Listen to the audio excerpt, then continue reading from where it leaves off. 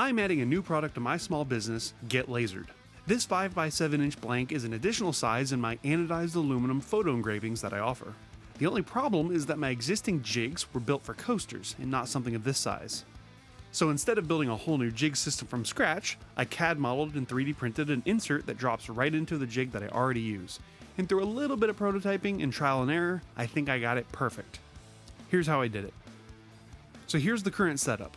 This jig holds my slate coasters, cork coasters, business cards, guitar neck plates, and electrical panel labels in a fixed and known position every time.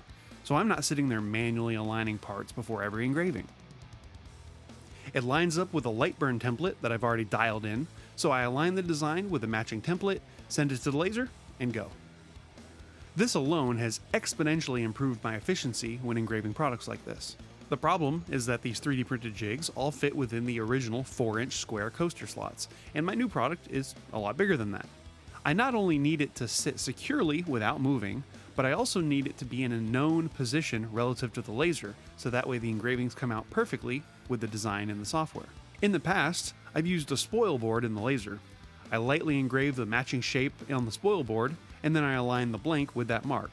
This works great for one-off projects, but for a product I intend to sell many of, this is incredibly inefficient and it can be inaccurate. So I had two options, either build an entirely new jig or design an insert that works with the jig I already have. I went with the insert because it's faster, it's cheaper, and it means my existing template works with yet another product line. The first step was getting exact measurements. Now I measured these aluminum blanks with calipers, not just going off the spec sheet, because I wanted to know their real world size and not the size on paper. These larger anodized blanks I've offered in the past are sold as 7.8 inch square, but in reality, they're 200 millimeters. Luckily, these 5x7 blanks were surprisingly accurate to the nominal size and very consistent with each other, at least enough for my purposes. I originally designed this jig layout in lightburn, and since every existing adapter has only spanned one position, I didn't really care all that much about the relative positioning of jigs across the surface. But this blank is bigger, so I need it to span roughly half the jig. To help me with this, I exported the DXF of the template from Lightburn and opened it in CAD so I could reference where the coaster pockets truly sat relative to each other. This gave me an accurate reference to the spacing of the existing jig slots that I'll be using for this new insert. From there, I sketched an insert that would make the existing slots with a pocket that fits the aluminum blank.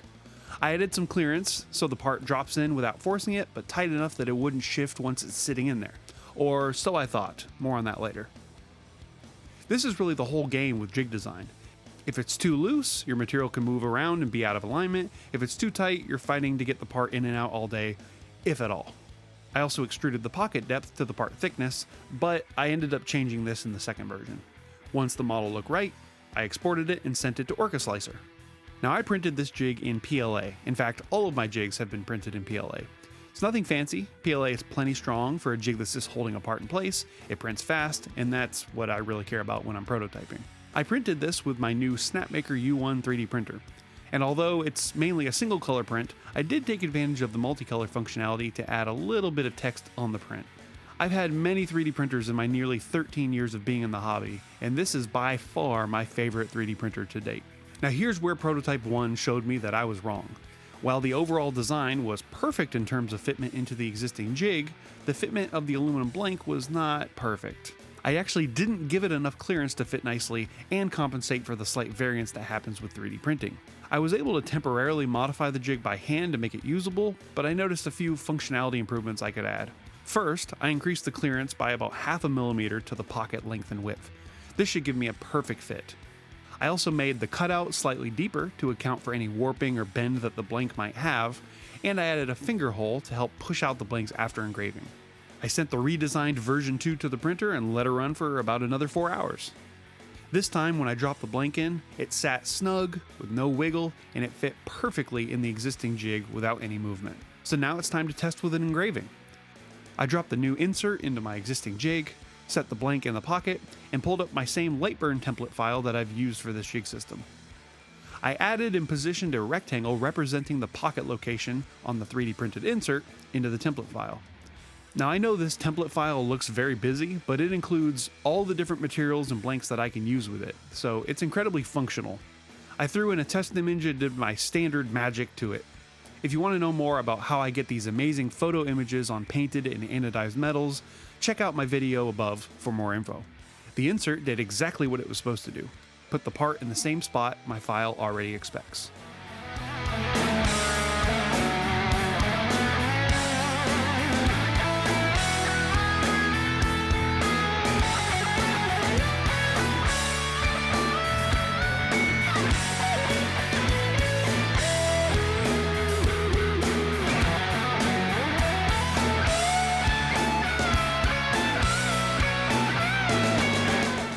And there it is, a beautiful, detailed laser engraving that takes no effort to position and secure.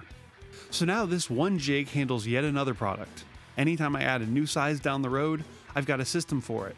Measure the blank, model the insert, print it, test it, and if it's not right, tweak it again and print it again. This only took 2 prototypes to get perfect, but I can already see a few small tweaks I can do to further improve the design. Now that I'm confident with this jig design, I could also make one for the 7.8-inch square aluminum panel that Get Lasered offers.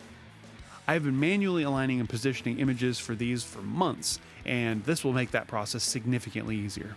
If you want to see this piece close up or you're curious about the new product line, I'll have a link to my Get Lasered website in the description. And if you're working on your own jigs or fixtures for lasers or CNC work, let me know in the comments. I'd love to hear about what you're building. If you like this video, give it a like, and don't be afraid to hit subscribe if you're so inclined. Thank you for watching, and until the next video, I will see y'all later.